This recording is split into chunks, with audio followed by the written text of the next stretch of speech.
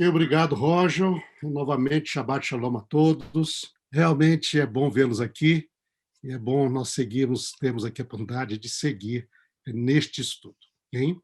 Nós vamos agora, então, começar aquela série de capítulos onde estão ligados, chamados capítulos com material profético, não é? Onde tem sonhos, visões. E aí agora nós vamos concentrar no restante dos nossos estudos nesta sessão do livro de Daniel.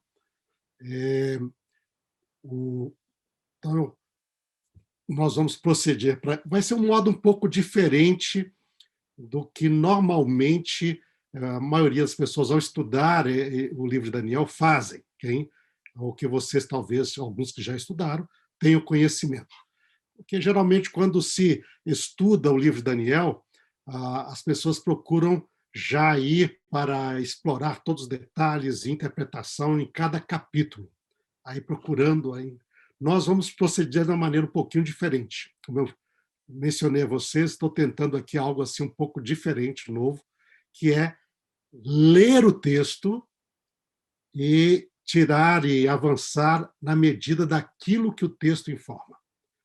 E aí nós vamos ir acompanhando o texto do livro, e na medida que nós vamos estudando o texto com seus detalhes, a gente vai ver que ele nos informa muita coisa. Né? Então, seria nós focarmos no texto e, a partir do texto, entender aquilo que a profecia poderia se referir. Tá? Então, esta vai ser o nosso procedimento. Eu espero que vocês apreciem nesta forma. Okay? Hoje nós vamos ter um pouquinho mais de texto para aqueles que leem o texto hebraico, vamos ter um texto aramaico, né? Então vai ter um pouquinho mais para poder acompanhar também, mas vai ter o texto em português. Então aqueles que não leem vão poder ver em português, não é? Mas podem acompanhar para fazer, então, comparar como está ali no texto e como está, como o assunto avançou e progrediu no estudo ali do texto de Daniel. Então vamos lá. Com estas promessas que espero cumprir, não é? E com esta introdução, vamos para de novo, continuar o nosso estudo de Daniel, agora com o sonho de Nabucodonosor. Okay? Daniel 2.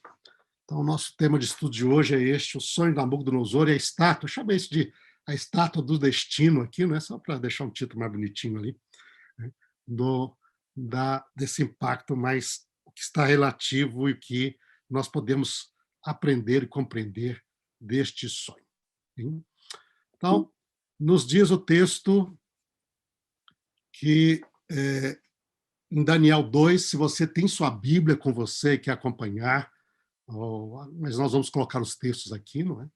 Mas o texto de Daniel 2 nos diz que no segundo ano do reinado de Nabucodonosor, né? Vishnat Shitaim le Malhut Nebuchadnezzar. Então, nesse segundo ano do rei, o rei Halam Nebuchadnezzar Halomot. Ele sonhou sonhos. Interessante aqui a tradução, né? No português aqui a tradução passou para o singular. Nabucodonosor teve um sonho, mas no original está que ele teve sonhos. Nabucodonosor teve sonhos. Hein?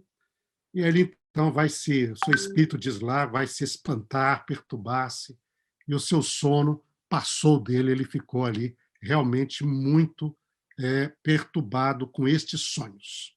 Hein?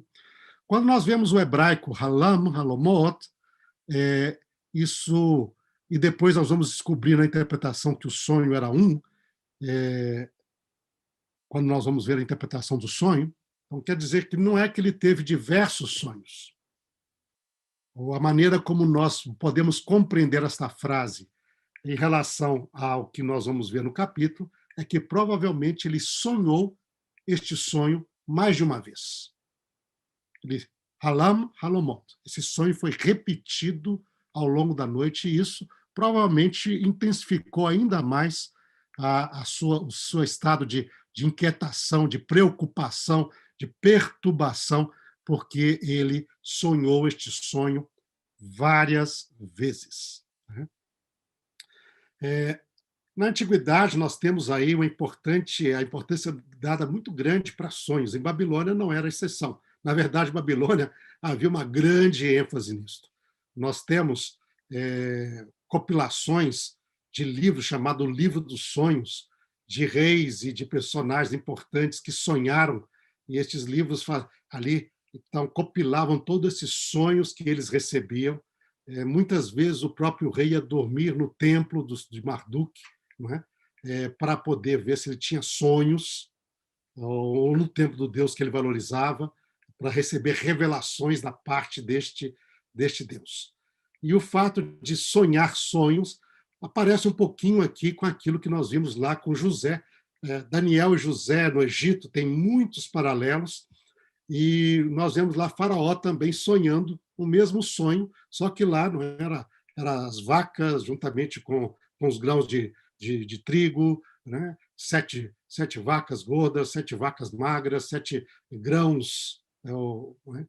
Gordos, 7 grãos mirrados, e o fato de repetir um sonho dá a ideia, geralmente, de que é algo que é verdade, que vai acontecer, ou que é muito importante a mensagem, e então tudo isso entra nesse jogo aqui.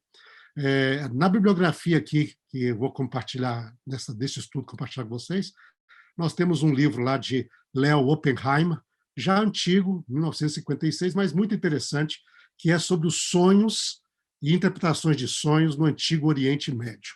Okay? Este material é um livro bem acadêmico, né? Mas ele é disponível na internet, você pode acessá-lo, por exemplo, através da plataforma do gestor, que vai estar lá. Mas lá fala para poder ter uma conta para acessar. Mas o gestor está direito para você ler até 100 publicações por mês que eles têm, se você cria uma conta gratuita com eles lá. E este livro lá no link que vai estar vai ser passado para vocês, tem este link para aquele que quiser pesquisar, tá? Esta questão dos sonhos no Antigo Oriente Médio. Então, Leo Oppenheimer, os sonhos em inglês, né? The Dreams, Interpretation of Dreams in the Ancient Near East, e daí você vai poder, aquele que quiser aprofundar mais, pode ler um material interessante sobre isso, que está naquele livro. Pois bem, então aqui nós temos esses primeiros aspectos. O primeiro que nos traz aqui é este plural. Hein? Ele sonhou sonhos. O verbo está no singular, halam, né? Que é a terceira pessoa, que é o Nabucodonosor, mas o objeto deste sonho dele, dessa ação, ela é no plural, halomot, indicando que ele provavelmente sonhou este sonho várias vezes. Né? Este verso também nos fala sobre a data. Nós estamos no 2º ano do reinado de Nabucodonosor. E isso seria por volta entre os meses de abril e março do ano 603 até abril e março do ano 602. Aqui tem vários detalhezinhos que nós não vamos entrar aqui, mas há uma curiosidade aqui também. Por exemplo, quando você vai lendo o livro da Nabucodonosor, você vê que no primeiro capítulo que antecedeu a esse, falou que Daniel e seus amigos estudaram durante 3 anos na escola ali dos eunucos em Babilônia. E depois, agora, o capítulo seguinte fala do 2º ano do rei. Mas por que é o 2º ano? Se não seria já está lá há 3 anos, o rei já deu para eles a designação de estudar, falou da alimentação, falou que o rei acabou fazendo um exame final desses jovens também. Mas como é que pode ser o 2º ano? Há uma inconsistência aqui. Esta é uma das aparentes chamados conflitos ou inconsistências de Daniel, livro de Daniel, né? Quando o pessoal acha que o livro aqui ele não é bem histórico, mas se torna, de novo, um argumento a favor do livro de Daniel. Por quê? Porque, ao estudar os costumes de reinado e de contagem de reinado em Babilônia, você vê que o primeiro ano do rei é chamado ano de ascensão. Ele não é contado oficialmente. Então, é o ano que o rei ascendeu ao trono. E, a partir do segundo ano que ele está no trono, que começa a contar. Primeiro, segundo, terceiro ano do rei. Tá? O primeiro ano é chamado ano de ascensão. Isso é algo bem documentado agora também na literatura acerca da datação no contexto babilônico. Hein? E aí nós vamos para a sequência do texto. O rei, então, mandou chamar os magos, os encantadores, os feiticeiros e os caldeus para que declarassem ao rei quais lhes foram os sonhos. Eles vieram, se apresentaram diante do rei. Disse-lhes o rei: tive um sonho, e para saber está perturbado o meu espírito. E aí, então, estes magos, e estes feiticeiros, esses encantadores, estes caldeus, não é? Eles, então, respondem ao rei, e os caldeus disseram ao rei em aramaico: ó rei, vive eternamente, dize o sonho a teus servos, e daremos a interpretação. E aqui está uma outra curiosidade do texto, porque realmente o texto, lá no livro de Daniel, muda da língua hebraica para a língua aramaica. Se você vê aí aqueles que leem o texto, né? Vai da Beru, então está em hebraico, e disseram, Hakashdima, então aqui os caldeus, Lameler, Aramit, então, e falaram ao rei em aramaico. Aí vem Malka, Lealamim, rei. E aí você já mudou de língua.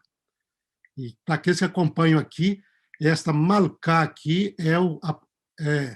o substantivo rei, Meler, mas com artigo. Seria o rei, não é? O rei. Malka. Em hebraico se diria Ameler, mas em aramaico se diz Malka. Então você vê a diferença da língua, e aí, a partir deste verso 4 até o final do capítulo 7, o texto de Daniel estará em aramaico, né? Malka lealamin rei, ema helma leavdar.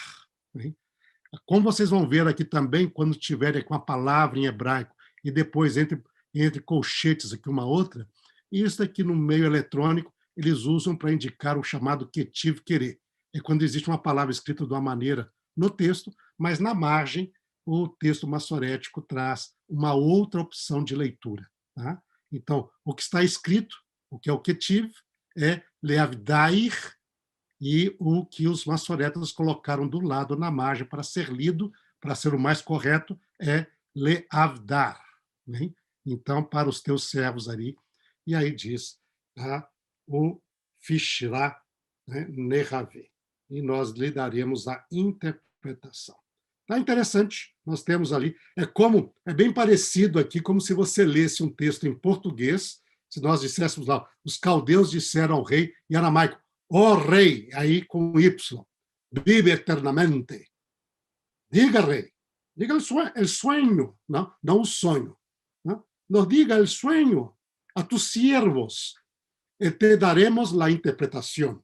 Então, parecido, muito parecido, o aramaico e o hebraico eram próximos que nem o português e o espanhol, e você nota, as letras são as mesmas, mas as palavras mudam, né, a escrita da palavra, a pronúncia, etc. E às vezes tem palavras que são totalmente diferentes, né? Se você não conhece a outra língua, você não entende. E o que acontece muito também entre falantes de português com espanhol, a gente vê assim, acha que não, é muito parecido, mas na hora que você vai ouvir mesmo, se um não conhece pouco a língua do outro, eles sofrem, né? Aí eu estou vendo o nosso pessoal aqui, que nos acompanham de países hispanos, né? Como aí do Uruguai, e estão ali treinando português aqui. Meus amigos, saludos! Estão ficando expert em português agora. Não? Aí veio a Vânia, também está aí do Uruguai, não é? E outros mais que estão ali. Então, essa é uma realidade que a gente vê no texto. Né? Então, Ameler seria em hebraico, Malka em aramaico. Não é? Nós temos lá, vocês lembram? Adon Olam Asher Malach, rei do universo que reina. Pois esse Asher, que em hebraico, é Di, em aramaico. É bem diferente. Asher é Di. Né? E assim você vai ver no texto outras diferenças, não é? Olamima, aí fica alamina, com N no final, o plural em aramaico, em vez de ser um M, mima, hein? É ina, hein? E assim a gente vê o texto ali. Só uma curiosidade chamando a atenção aqui, nossa, aqui para isso, tá? E aí, vamos seguindo. Então, vamos lá, voltando ao nosso... Eles dizem ali, diga o seu sonho, nós vamos dar a interpretação. E aí, então, o rei responde, e é interessante ver que nós temos diferentes traduções acerca desta resposta do rei. E cria um outro aspecto curioso, que a gente chamaria aqui, antes de entrarmos na profecia propriamente dita.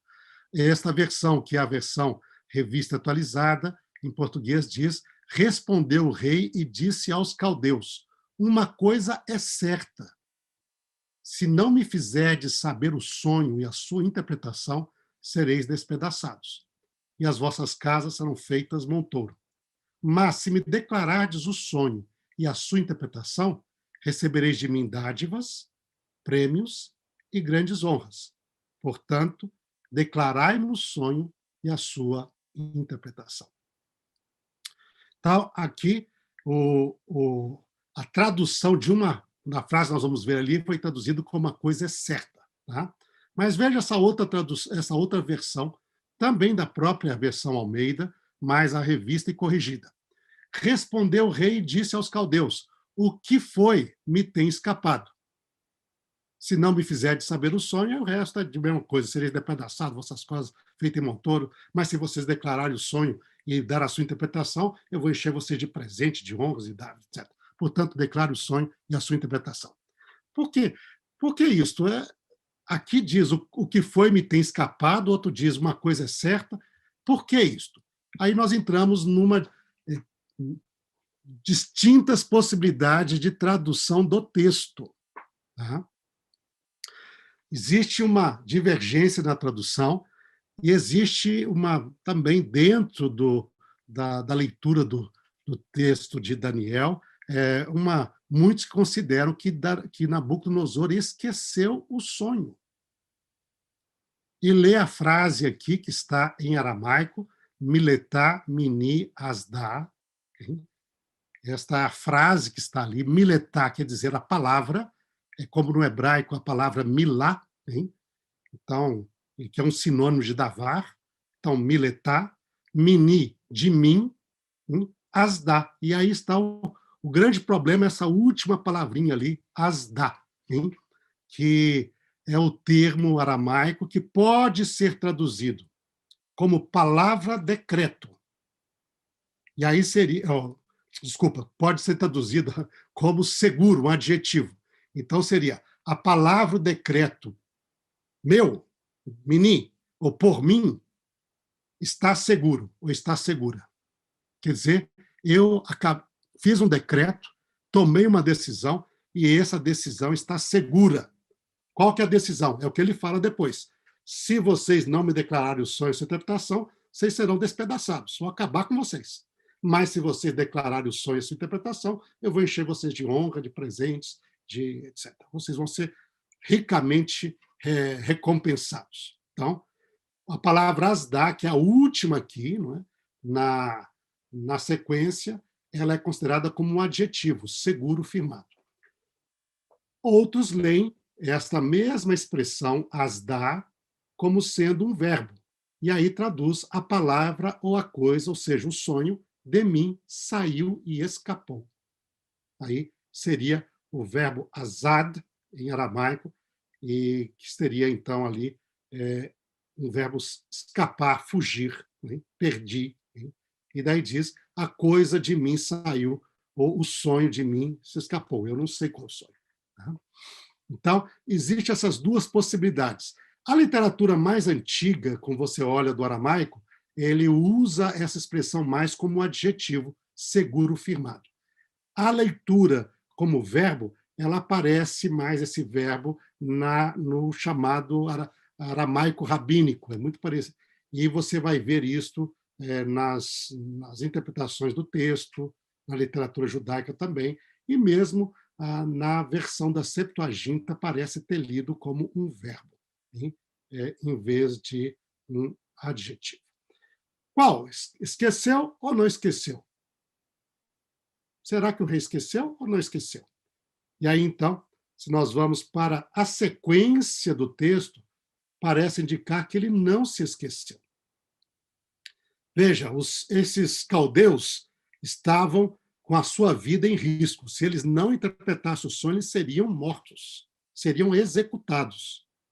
Ora, se o rei tinha esquecido o sonho, então é possível que qualquer um dele, qualquer caldeu, qualquer mago encantador, poderia arriscar para poder salvar a vida, inventando qualquer coisa. Olha, rei, você estava ali cavalgando no cavalo branco, e com poderoso na batalha, e etc. Né? Aí o rei dizia assim: não, olha, é o cavalo branco, é o negócio, ó, que legal. O que quer dizer isso? Quer dizer a sua vitória. Podia ser qualquer coisa. Mas eles não arriscaram inventar nada, mesmo sabendo que a vida deles estava em risco dentro daquelas circunstâncias ali. Então, o texto parece indicar que Nabucodonosor sabia do sonho ou sabia pelo menos alguma coisa do sonho. Se não sabia os detalhes, alguma coisa ele sabia. Hein? O cara, um cavalo branco. Não tinha cavalo nenhum, não. Aí manda matar. O senhor estava num barco viajando. Não tinha barco, não. Manda matar. Então, eles não tiveram coragem de inventar nada, mesmo para salvar a vida deles, porque tinham medo de que, ao inventar e o rei notar que era uma invenção, o rei ficasse ainda mais furioso, e eles tentaram ver se conseguiam manipular o rei e conseguiam convencê-lo a fazer de algo diferente. E diz o sonho, fala o sonho, implicando que o rei sabia alguma coisa do sonho. Então, hoje, nas traduções mais atuais, normalmente você não traduz mais como a coisa me escapou ou sonho eu esqueci. Você coloca ali que o decreto do rei é seguro e o decreto é este. Se não souberem interpretar, falar o sonho e dar sua interpretação, eles seriam destruídos. Mas, se eles o fizessem, eles seriam ricamente recompensados. Isto era, portanto, a coisa militar que era segura, Asdá. Né? Então, hoje vai nessa direção, entendendo que o rei Nabucodonosor não se esqueceu do sonho, ou pelo menos de parte do sonho, ou tinha uma ideia geral daquilo que era o sonho em si. Né? E aí, então, eles respondem, este é o contexto aí, diga o rei o sonho, seu servo dará interpretação. Aí o rei fica chateado, ele diz, vocês estão querendo me enganar, né? Bem percebo que quereis ganhar tempo, porque vedes o que eu disse está resolvido. E aqui, de novo, nas outras traduções diz, porque vedes que a coisa me escapou, mas aqui, as traduções mais atuais diz, a coisa está resolvida, o decreto é este, se não me fazeis saber o sonho, uma só será a vossa sentença. Portanto, dizei-me o sonho e sabereis se que podeis dar-me a interpretação. Ou seja, o Nabucodonosor fez da seguinte situação, se eles souberem declarar qual é o sonho, eu sei que eles podem me dar a interpretação.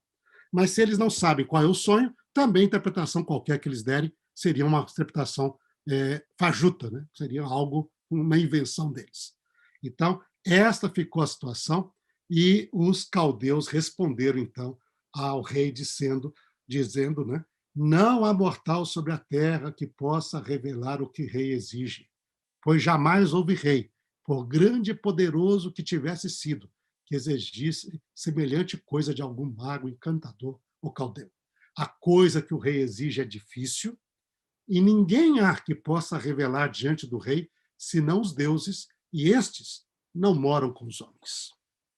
Então, rei, seu pedido impossível, nós não conseguimos fazer, isso é só os deuses, e a reação de Nabucodonosor, nos diz o texto, ele se irou muito, se enfureceu e ordenou que matasse não somente esses magos, não somente esses encantadores, não somente estes feiticeiros ou esses caldeus, hein, mas mandou matar todos os sábios de Babilônia. Vou acabar com toda essa classe de uma vez só. E saiu o decreto segundo o qual seriam mortos os sábios, e buscaram a Daniel e os seus companheiros para que fossem mortos. Então, aí, agora vem uma outra, não é o foco do nosso estudo aqui, uma outra curiosidade. Por que Daniel se no capítulo 1 eles foram arguídos ali no exame final da sua formação pelo rei e encontrados 10 vezes mais sábios do que os outros, por que eles não foram chamados aqui para fazer parte desse grupo que iria interpretar? Não é? E o texto não nos diz a razão, mas uma sugestão, pelo menos na minha impressão, da minha leitura, eu creio que talvez vocês tenham outras visões também, e poderiam ser talvez tão válidas assim, ou talvez pode compartilhar com a minha, mas a meu ponto de vista aqui seria que este grupo de sábios, classificado como magos, feiticeiros, encantadores e caldeus, são um grupo que está ligado à religião babilônica. E religião é uma área em que você não tem assim pessoas de fora, de outra religião, de outra origem, participando, não é? Você pode ver isso, você vai ter um líder religioso, o líder religioso trabalha dentro do grupo, da comunidade dele, ele é daquela origem, ele é daquele grupo, e ele assume as responsabilidades religiosas. Então, dentro dos sábios de Babilônia, tinha um grupo que lidava com a parte religiosa, e eram consultores, intérpretes, conselheiros do rei ali dentro. Havia muita adivinhação nessas religiões antigas. O rei saía para a guerra e ia lá este líder, mago, feiticeiro, encantador ou caldeu para poder acompanhar, adivinhar através dos fígados, de movimento de óleo na água, etc., fazer adivinhações e dizer: os deuses estão falando para você ir para aqui, os deuses estão falando para você ir para lá, não é? Fazia sacrifícios e tudo. Então, este é um grupo religioso. Daniel pertencia aos sábios de Babilônia, mas não na área religiosa, mas sim na área administrativa. Ele é um estrangeiro em Babilônia. Ele foi treinado para ajudar na área administrativa. Portanto, ele não foi chamado ali. Nem pensaram nele. Isso aqui eram pessoas que eram do ofício religioso em Babilônia. Mas o rei ficou tão furioso que mandou matar todo mundo. Isso mostrando a fúria e essa também, de um lado, esse conceito de Nabucodonosor que aparece várias vezes no livro, como se ele fosse um deus. E a sua ira agora extermina todo mundo. É algo assim que vai além das dimensões daquilo que seria do relato aqui, mas mostra o caráter dele de ele se assumir como grande rei, como praticamente uma figura divina que tem direito de vida e morte para todos os seres humanos. E então saiu esse decreto, nós vamos para o texto e nós vemos na sequência do texto que Daniel então foi para casa, fez saber o caso a Ananias, Misael, Azarias, seus companheiros, para que pedisse misericórdia ao Deus do céu sobre este mistério, a fim de que Daniel e seus companheiros não perecessem com o resto dos sábios de Babilônia. Então foi revelado o mistério a Daniel numa visão da noite, e Daniel bendisse o Deus do céu. Nós já até lemos esta oração, nós trabalhamos na semana passada sobre a soberania de Deus. Ele vai louvar a Deus porque Deus é aquele que revela mistérios, revela os segredos, é ele quem levanta reis, abate reis, estabelece a história, estabelece o tempo, estabelece as estações, não é? E esta oração de Daniel, louvando a soberania de Deus, e daí, imediatamente após a oração de louvor a Daniel, que ele faz a Deus, não é? Aparentemente no dia seguinte, ele foi ter com Arioque, que era o oficial do rei, que o rei tinha constituído para exterminar os sábios de Babilônia.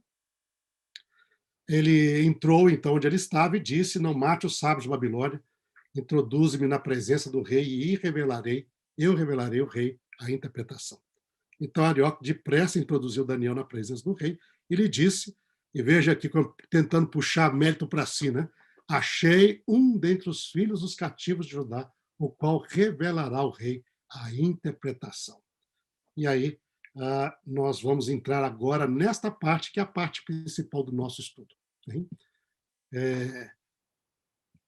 O rei vai perguntar a Daniel, diz cujo nome no acadiano tinham colocado o nome de Beltesazar, não é? Podes tu fazer-me saber o que vi no sonho? Então, veja, ele quer saber o que eu vi e depois dar a interpretação? Respondeu Daniel na presença do rei e disse: O mistério que o rei exige, nem cantadores, nem magos, nem astrólogos o podem revelar. E aí poderia dizer Daniel, mas eu sou o cara, né? Eu sou... Não, ele não vai tentar trazer méritos para si. Ele vai dar méritos ao Eterno.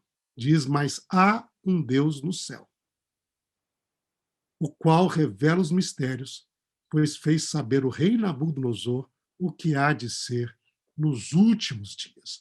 E aí você tem essa expressão nos últimos dias, que é uma projeção, então, sobre a história. O que vai acontecer nos últimos dias da história. Até o fim dessa história.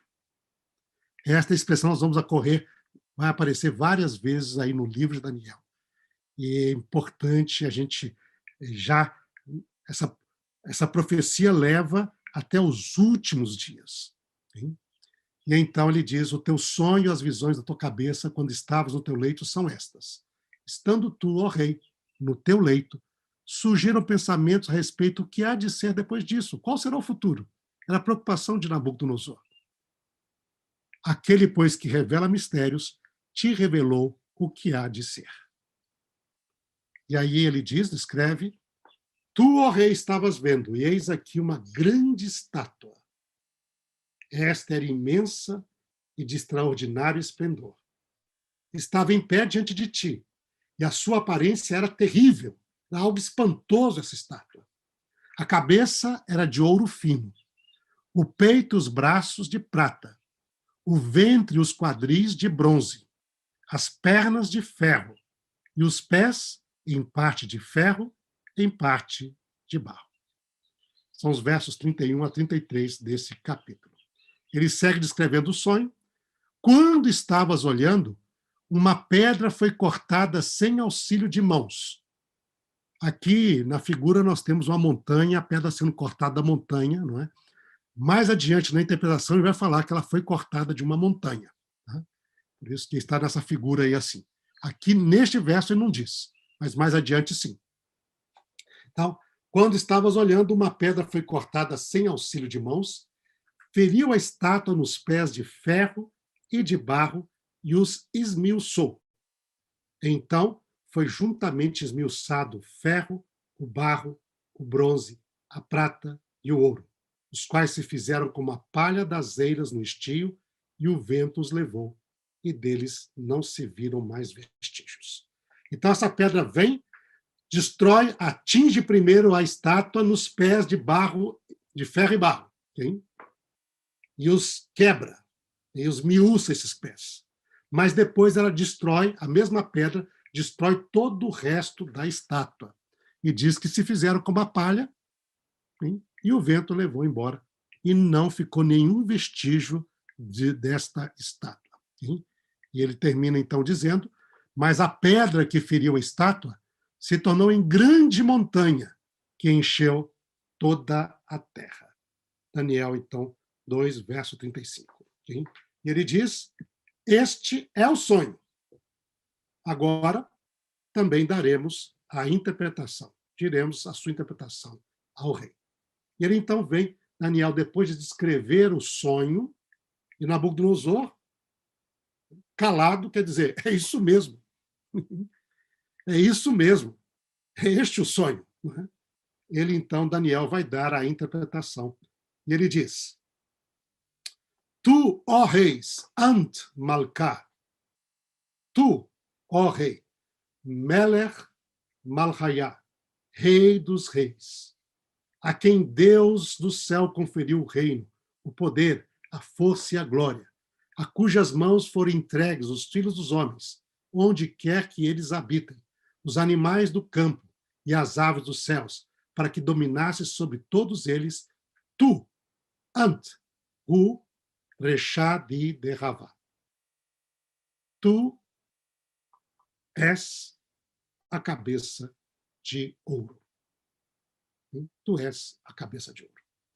Então, primeira parte importante na leitura, no estudo desse texto, Daniel identifica a primeira parte da estátua. A cabeça de ouro ele diz, és tu, ó rei, referindo-se a Nabucodonosor. hein? E diz, mas depois de ti, hein, se levantará outro reino inferior ao teu.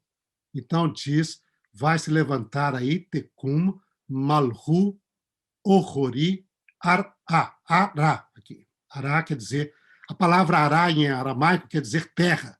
É um reino, levantará um outro reino que é em direção, se levanta em direção à terra, quer dizer, da ideia de inferioridade, assim traduzido, mimar, que havia um comparativo.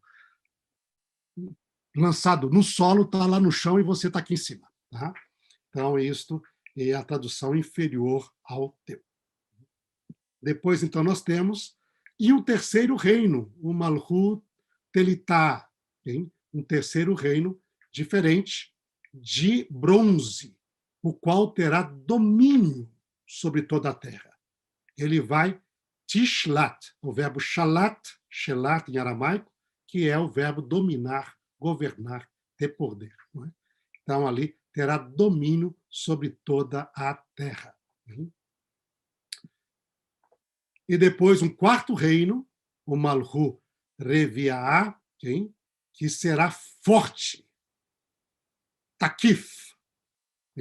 Então, Malhu Takifá, forte, que farzelá, como o farzel, como o ferro, que tudo quebra, tudo esmiuça, e como o ferro, ele quebrará todas as coisas, como o ferro quebra todas as coisas, assim ele fará em pedaço e esmiuçará. Este é o quarto reino. E, por fim, então, diz lá, com respeito à estátua, e então você viu acerca dos pés e dos seus dedos, parte deles de barro, parte deles barro de oleiro e parte deles de ferro, de farzel. Então, ali você tem Hassaf, barro, e você tem o parzel, que é, então, ali o ferro. Então, será um reino dividido. Contudo, haverá nele alguma firmeza do ferro, pois que viste o ferro misturado com barro de lodo. E aí é o Hassaf Tiná, é barro mole, barro fresco. Esta expressão ali. E diz, como os artelhos dos pés eram de parte de ferro e parte de barro, assim de um reino. De uma parte esse reino será forte, de outra parte ele será frágil. E ele continua dizendo, e quanto ao que viste de ferro misturado com barro de lodo, misturar-se-ão mediante casamento, aí diz ali, eles vão se misturar com Bezerra Anachá, por semente humana. Então, ali se constituindo, se unindo em famílias, ali, casamento. Mas não se ligarão um ao outro, assim como o ferro não se mistura com o barro. E aí diz, mas nos dias deste rei, o Deus do céu suscitará um reino que será jamais destruído. Este reino não passará a outro, esmiuçará e consumirá todos estes reinos. Os pés, o ferro, o bronze, a prata, o ouro, mas ele mesmo subsistirá para sempre. E diz, como viste que do monte, aqui no verso 45 aparece a referência à montanha, do qual a pedra foi cortada. Como viste que do monte foi cortada uma pedra, sem auxílio de mãos, e ela esmiuçou o ferro, o bronze, o barro, a prata e o ouro. E o grande Deus fez saber ao rei o que há de ser futuramente. Certo é o sonho e fiel a sua interpretação. Então, é isso que nós temos. Aí, Nabucodonosor fica extremamente impactado, ele vai honrar Daniel, na verdade, ele vai até se curvar diante de Daniel e oferecer ofertas de sacrifício a Daniel, como se Daniel fosse um ser divino, não é? E vai promover Daniel, e aí termina a história deste capítulo. Hein? Bom, eu gostaria aqui agora, ao passar agora para essa parte final do nosso estudo de hoje, enfatizar algumas questões antes de abrir a oportunidade para as perguntas. Primeiro ponto, então, seriam reflexões sobre o sonho da Nabucodonosor e seu significado. Primeiro, no texto de Daniel, os termos rei e reinos são sinônimos. E isso vai aparecer através de todos os próximos textos que nós vamos estudar. Rei e reinos são sinônimos. Vejam lá, por exemplo, quando ele fala sobre Nabucodonosor, a cabeça de ouro. Ant Malká, e usa a palavra Meler, né? Com artigo, Malká em aramaico, ou sem artigo, Meler. Malhayá, então, rei dos reis, não é? O em hebraico seria Meler Hamelahim, né? Aqui em aramaico é Meler Malhayá, então, rei dos reis. Ant Hureshá de Dahavá. Tu és a cabeça de ouro. Então, usa a palavra Meler. Mas depois, para falar do segundo reino, diz, mas depois de ti, hein, se levantará Malhu, um reino, Ohori, diferente. Né? Ará, então, inferior, Mimar, inferior a ti, ou seja, o outro inferior ao teu. Então, aqui, a palavra rei aqui está em paralelo com a palavra Malhu, que é reino. Depois diz, o Malhut Elitá. Então, um terceiro reino. E assim vai. O Malhu Revi. Né? Não é o Revi lá, o hebraico só lembrar, voltar de novo aqui ao texto, o quarto reino. Né? A gente lembrar lá qual que é Reviata. Né? Se lembrar aqui. Mas está ali. Mas o importante notarmos aqui que a palavra Meler, ela é sinônima ou está em paralelo com o reino, né? Isso em hebraico seria o Malhut, mas aqui é Malhu, o reino e reis querem dizer a mesma coisa. Então, esse é um ponto importante para nós termos aqui no nosso estudo. Ao falar de reis, também se fala de reinos. Tá? O primeiro rei, o primeiro reino, é identificado no texto. Então, aqui em Daniel, nós sabemos qual que é o primeiro reino. Diz ali, tu és a cabeça de ouro. Então, a cabeça de ouro representava Nabucodonosor e Babilônia, visto que rei e reinos aqui é sinônimo. Então, o primeiro ponto aqui, o primeiro reino é identificado, é Babilônia. Desculpa. Os demais reinos não são identificados, mas são apontados algumas de suas características. Quando nós notamos aqui, então, o segundo reino, peito e braço de prata, seria a característica destacada inferior a Nabucodonosor ou a Babilônia. Então, aparece lá, ele seria inferior ao teu. Hein? Então, Ará Mimar, inferior ao teu. E aqui nós temos uma ideia no texto, dessa ideia de valor, ouro, prata. Superior, inferior. Então, a única informação que nós temos aqui, que vai ter um próximo reino depois da Babilônia, depois de Nabucodonosor, depois de Babilônia, não é? E aqui está se referindo à Babilônia, que seria inferior a Nabucodonosor. Aqui eu vou corrigir, aqui é Donosor, faltando aí um Zor aí. Tá?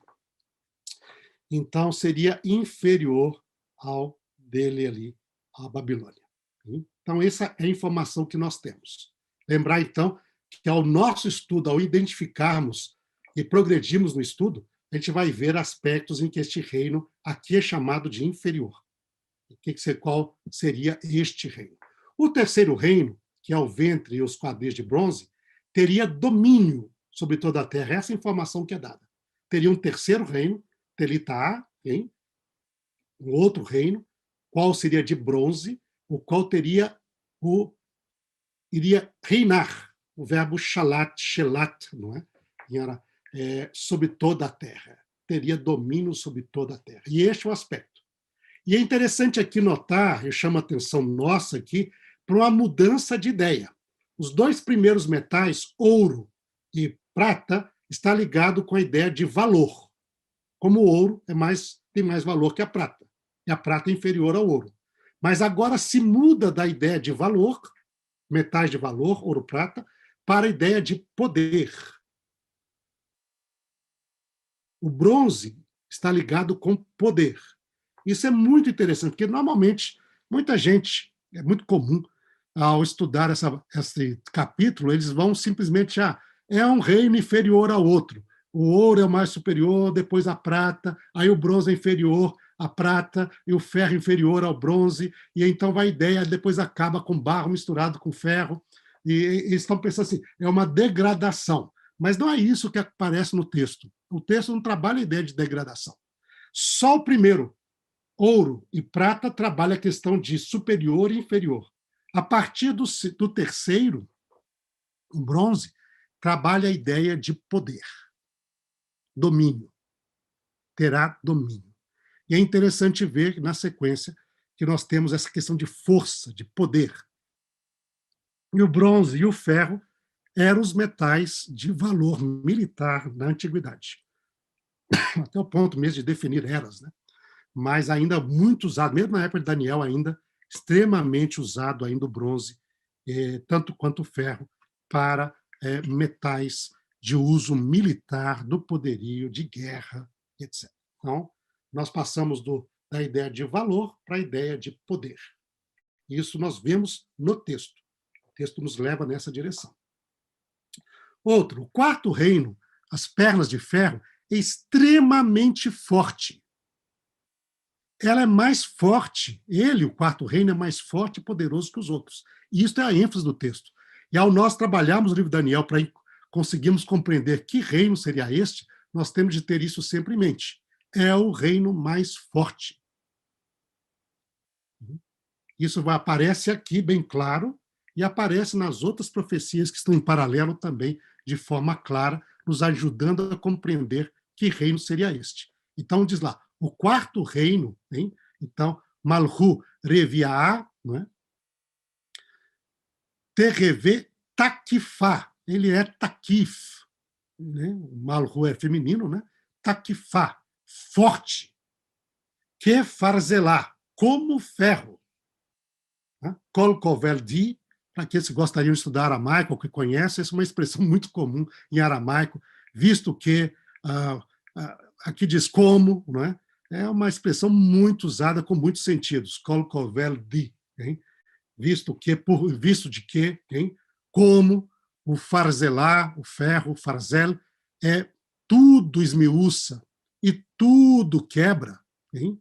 Todas as coisas, como o ferro, ele também irá esmiuçar, ele irá quebrar em pedaços, ele irá, como o ferro quebra tudo, este reino, Tadik va teraoa, ele irá esmagar, ele irá quebrar tudo e parar tudo em pedaços. Então, você tem a ideia, o quarto reino é extremamente poderoso. E há esta ênfase no seu poder extremo, tá, na profecia. Tá? Depois disso, nós temos o quinto reino. O pés e dedos de ferro e barro é uma continuação do quarto, mas há uma mudança com a inserção de um não metal, que é o barro de oleiro ou barro de lodo, barro fresco. Hassaftina, barro fresco. E aí, então, você vê esta dimensão. E este barro de oleiro, o lodo, aparentemente toma a preeminência nesse reino, pois ele é citado primeiro. Ele é chamado de pés de barro e ferro, não de ferro e barro, como as nossas traduções trazem muitas vezes. No texto hebraico o texto aramaico, né? Pés de barro e ferro. Assim, esta inserção de um novo elemento se torna o aspecto mais marcante deste último reino, o quinto reino. E aí, então, você vai ver que a interpretação dessa parte da estátua é a mais longa. Você vê que, quando você olha no texto do capítulo, é a parte da estátua que toma mais tempo para explicar. São 3 versos para dar vários detalhes deste reino. Então, ele se torna o foco principal. E a gente vai ver que, ao longo do livro de Daniel, a gente vai ter essa referência ao quarto reino, e o que vem depois dele é sempre a ênfase principal. Ele vai tomar muito mais espaço para explicar este quinto reino. Hein? Aí diz, quais são as características dele? Nos diz o verso 41. É um reino dividido. não é o Reino Unido, mas ele terá alguma firmeza proveniente do ferro. Ele é barro com ferro, é dividido, mas terá alguma firmeza. Daqui vem do reino, da sua ligação com o reino anterior, o ferro. É um reino em parte forte e em parte fraco, diz o verso 42. Como você viu lá, barro e ferro representa essa fortaleza e fragilidade.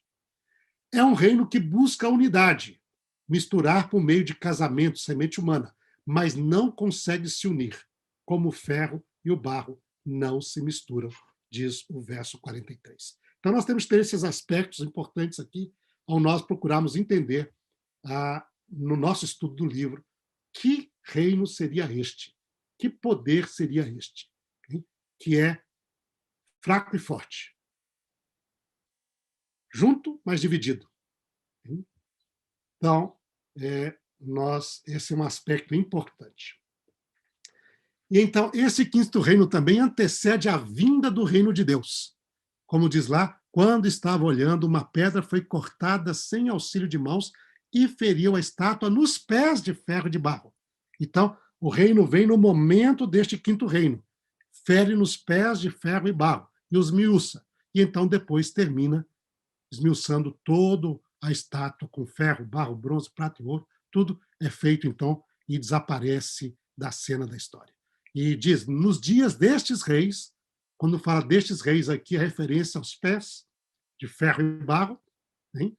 O Deus do céu suscitará um reino que jamais será destruído. Este reino não passará a um outro povo. Ele vai esmiuçar e destruir tudo, mas ele mesmo subsistirá para sempre. Como viste que do monte foi cortada uma pedra sem auxílio de mãos, e ela esmiuçou o ferro, o bronze, o barro, a prata e o ouro. Hein? Um outro último ponto que gostaríamos de enfatizar aqui com respeito não somente ao quinto reino, mas como estátua, o texto vai nos indicar que existe uma unidade entre todos os reinos da estátua. Pois, no final, a estátua toda é destruída, e não somente os pés. E a estátua toda desaparece da cena da história. Diz lá, foi esmiuçado ferro, barro, bronze, prata, ouro. Não ficou vestígio. Hein? Então, nos dias, vai esmiuçar como viu que a pedra, sem auxílio de mãos, esmiuçou o ferro, o bronze, a prata, o ouro. Então, ainda que a gente vê uma progressão, um reino após do outro, na visão aqui, todos estes reinos são uma unidade. Okay? Uma unidade só. Isso é muito interessante. Okay? Porque a gente vai ver isso através do texto de Daniel, que existe uma unidade entre estes sucessivos reinos. Mas aqui aparece um aspecto curioso, que faz parte, depois entra na tradição judaica, que você tem uma estátua. O futuro dela está nos pés. Mas a cara da estátua é a cara de Babel. Você tem braços, você tem ventre, você tem pernas, você tem pés, mas a cara dessa estátua é Babel, é Babilônia. E aí você entra toda uma dimensão do texto bíblico, onde você tem essa figura de Babel como um poder humano que está ali, não é? Diante até, em certa maneira, em oposição, que se levanta contra Deus, desde Gênesis 11, com a história de Babel, da Torre de Babel, e depois o chamado de Abraão para constituir o povo de Deus, remanescente da humanidade. Tá? Então, Babel é muito ligado com essa história da humanidade, a cara de Babel, o rosto de Babel. Então, na história sequente, um após o outro, mas esta estátua representa a humanidade que até o fim da história. Então, ali, finalmente, então, nós chegamos a um resumo final. Importante termos em mente aqui para o nosso estudo, não é? Neste resumo. Então, cabeça de ouro foi identificado, Babilônia. Os demais não foram identificados, mas alguns aspectos importantes na sequência do estudo nós precisamos ter em mente. Os peitos de braço e prata representam um reino inferior à Babilônia. os ventres e os quadris de bronze, um reino que terá domínio sobre toda a terra. As pernas de ferro, um reino muito poderoso que quebrará e os esmiuçará a tudo. Tem? E os pés de barro e ferro, um reino dividido, ligado ao quarto, mas diferente dele. E ele será forte e fraco. Tem? E por último, então, a pedra montanha representa o reino de Deus. Okay? Isto é que nós podemos compreender no estudo do texto. Vocês viram aqui, talvez, um ponto diferente de alguns que já estudaram isso, okay? Que já procuram já interpretar todo o capítulo, ver o que seria isso, o que seria aquilo. Nós não vamos fazer isso no nosso estudo. Nós vamos estudar o texto. O que eu posso compreender neste capítulo? O meu capítulo me ensinou isto. E agora e o resto? Bom, o resto são os próximos estudos. Quando nós vamos para o capítulo 7, 8, 9, 10, 11, 12, a gente vai ver que o texto vai trazendo cada vez mais detalhes, vai trazendo mais especificações, alguns destes reinos vai identificar por nome, e vai nos ajudar a compreender. Então, essa que é a barra nos ajuda a compreender o que vem depois, mas o que vem depois, além de trazer mais detalhes, cada vez vai trazer mais detalhes. Vai nos ajudar a compreender também este primeiro capítulo profético. E aí vai se formando uma unidade na medida que nós vamos estudando o texto. Então, a nossa proposta aqui é estudar a partir do texto. E, a partir do texto, compreender o que representa estes símbolos apocalípticos e proféticos do livro de Daniel. Ok, pessoal? Então, por hoje é isto. Já encerramos. Hoje foi rápido. Bom, professor, obrigado aí pelas palavras. E, Mauro, como tem alguma pergunta aí? Não, Roger, hoje não, sem perguntas. Ficou claro para todo mundo aí. Ficou claro aí. Tá. Bom, então tá bom, gente. Bom, professor, primeiro, muito obrigado. E a turma tá curiosa, a turma já queria saber que reino é qual não sei o que lá, entendeu? Mas isso é que nem novela, a gente vai trava aqui para segurar. Mas sabe o que é, Roger? A minha proposta com vocês aqui, na verdade, sabe que isso é até algo novo. Eu já estudei, já dei estudos sobre isso na maneira tradicional, hein? Que o pessoal vai, cada um, entrando nos detalhes mínimos de cada coisa, etc. Olha, sim, isso daqui para lá, sabe? Mas nós realmente temos, quando se vai no estudo de Daniel, você tem esse costume de pegar a história e, a partir da história, encaixar em Daniel. Tá? Então, você vê, o principal foco é na história. Aí diz, olha como que a história foi comprovada por Daniel. Tá? Nós vamos fazer o contrário, nós vamos focar em Daniel e, a partir de Daniel, estudando todos os detalhes do texto, depois o texto vai nos levar à história. Exatamente. Não, então, ótimo. É uma tentativa bem, eu acho assim, há muito tempo eu queria fazer esse estudo, sabe? Assim, realmente um estudo onde a gente vai no texto e deixar o texto nos trabalhar e ele nos indicar. Hein? De tal maneira a sermos o mais fiel possível ao texto e não ficarmos inserindo no texto aquilo que seria uma visão nossa acerca da história humana. Tá? Então, vai ser um trabalho, então vocês vão ficar... É um pouco frustrante para a gente não ficar assim tão frustrado, ok? Eu vou fazer assim um expediente também um pouco diferente, porque a gente estuda sempre capítulos por capítulo, né? Na próximo estudo, nós vamos estudar o capítulo 7, mas, ao mesmo tempo, eu vou trazer o capítulo 8, em paralelo um com o outro. E, provavelmente, nós vamos chegar só a compreender agora os dois reinos seguintes, porque o 7 e o 8 nos ajudam a identificar o segundo e o terceiro reino. Tá? Mas aí nós vamos parar aí. Aí, depois dessa visão introdutória, e na outro estudo, aí vamos trabalhar sobre o que nos ajuda a compreender do quarto e do quinto. E aí, depois, ver a questão daquilo que é o momento depois do quinto, o que aparece lá. Tá? Então, esses 8 e 9 vão tomar aí, provavelmente, uns 2, ou pelo menos 2, mas provavelmente 3 estudos. 3 estudos. Tá? Professor. Vamos fazer o 7 e o 8. Depois aí vai para o 9, e depois o 10, o 9 vai ser um estudo, ele nos ajuda, ele é relativamente bem conciso. Espero que no estudo a gente consiga, senão vai ser 2. E depois o 10 ao 12, que é uma visão só. Mas o 10 ao 12 é provavelmente a sessão mais desafiante de Daniel, porque ela é uma visão tão... Cada vez que vai passando, ele vai trazendo mais e mais e mais e mais detalhes. E o capítulo 11 de Daniel é o grande desafio de compreensão do livro. Né? E daí a gente talvez vai trabalhar aí, tomar o tempo necessário. Eu creio que teremos de ter mais de uma sessão, provavelmente 2 sessões ali, ou até 3, para ligar com esse capítulo aí, tá bom? Mas esse Professor, é o nosso trajeto de planejamento de estudo aqui. Mauro, temos uma pergunta aqui, sim, do Carlos Muniz, lá do Rio de Janeiro. Ele pergunta se tem dá alguma ideia do barro nos pés da estátua significar um elemento humano. Isso daí nós vamos, Mauro, e é o Carlos aí no caso a resposta, né? Nós vamos deixar para ver o que os próximos textos nos ajudam a compreender. Porque não é somente este vai nos ajudar a compreender os outros, mas os outros vão nos ajudar a compreender este. Tá? Que elemento existe aí? Que aspecto é este? Tá? Então, nós vamos ter de ficar na curiosidade agora, até os próximos capítulos aí, para poder ver estes outros aspectos. Tá bom? Tá bem, tá bom. Moronde, pergunta encerrou, né? Tá, beleza. Então, professor, primeiro, muito obrigado aí por mais um estudo aí. É bom deixar a turma assim, ansiosa, assim, que eles vão adequando aí.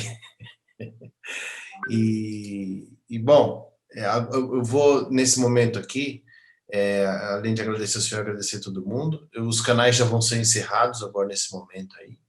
Então, nós vamos nos despedir do grupo aqui. Bom, Roger, só queria aqui, antes da parte, dizer, nesse estudo aqui, cada vez depois eu vou postar isso para vocês também, mas sempre tem uma bibliografia. Tá? Legal. Ótimo. A questão do Oppenheim lá. Se você clica lá, se você vai lá no site lá, você vai ver que você tem o livro lá à disposição. Então, esse daqui eu só queria compartilhar com vocês, que depois vocês vão ver aí. Mas será que eu tenho acesso a essa obra? Essa do Oppenheim, por exemplo, ela está aqui disponível. Vocês estão vendo. Está no Gestor. Gestor. E o Gestor ele te dá a possibilidade de ler. Você pode chegar assim, Read and Download. Né? Você pode ler aqui. Ou Alternative Access Options. Você pode ter até 100 acessos neste site do Gestor, que é um dos grandes sites de material acadêmico em várias áreas, na área de religião e teologia e estudos bíblicos também, não é? E ele tem toda a obra aqui, que é essa obra aqui, não é? The Interpretation of Dreams in the Ancient Near East, with a translation of an Assyrian Dream Book. Falou daqueles livros de sonhos que eles compilavam, né? Então, a Leo Oppenheim, não é? E você pode acessar, pode ler aqui. Se você não é membro do Gestor, você não pode fazer o download, mas